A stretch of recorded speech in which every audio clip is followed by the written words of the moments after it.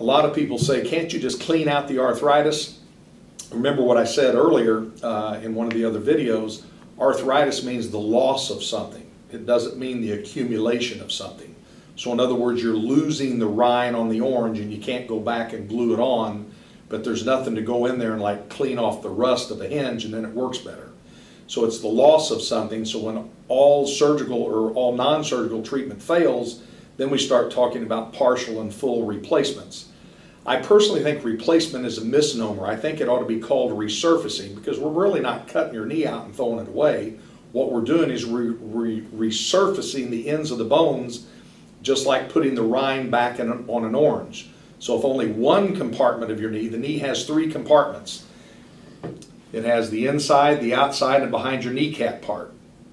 So if the inside and the outside on the end of your thigh bone and top of your shin bone look good, and it's only behind your kneecap where your arthritis is and you've lost your orange rind, then you can do a partial replacement where you resurface the end of the thigh bone and the back of the kneecap, and that's called the partial.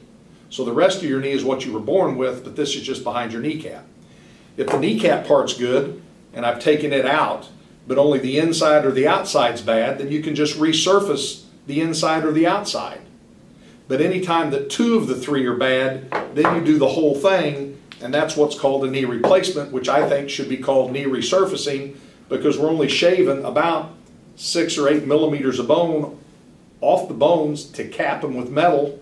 Then we ballast the ligaments, we put a piece of plastic in between the metal, and then your new knee, your muscles and your tendons work the new knee just like it did your old one that had no cartilage left on the ends of the bones.